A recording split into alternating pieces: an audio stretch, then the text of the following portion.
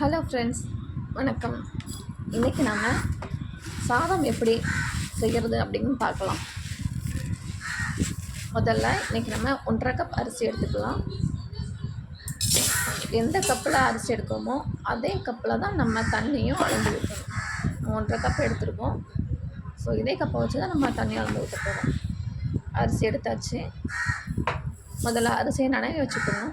ஒரு 20 நிமிஷம் அரிசியை நனைய வச்சுக்கலாம். நனைய வச்சாச்சு.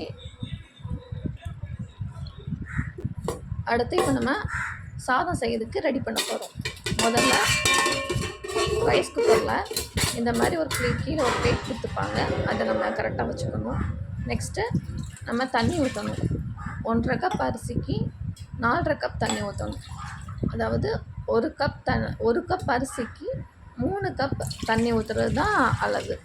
1.5 கப் எடுத்துருக்கோம். ஸோ 4.5 கப் தண்ணி ஊற்றியாச்சு. இனி அரிசி அதில் போட்டுக்கலாம்.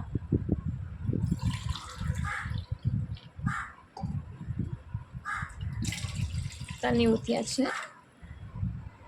இப்போ அரிசி போட்டாச்சு. இப்போ உப்பு மறக்காமல் போட்டுருங்க.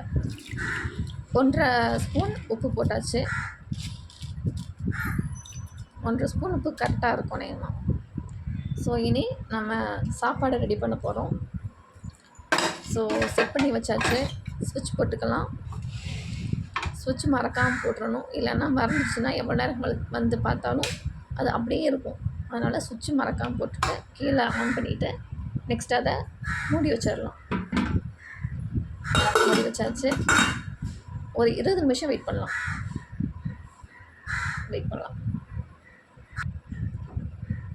இப்போ சாப்பாடு ரெடி ஆயிடுச்சு. பாருங்கள், நல்லா சூடாக இருக்குது. பார்த்தாலே நல்லா தெரியும். நல்லா சூடான சாதம் நல்லா ரெடி ஆயிடுச்சு. 20 நிமிஷத்தில் சாப்பாடு ரெடி ஆயிடுச்சு. லைக் பண்ணுங்கள், ஷேர் பண்ணுங்கள், ஃபாலோ பண்ணுங்கள். தேங்க்யூ.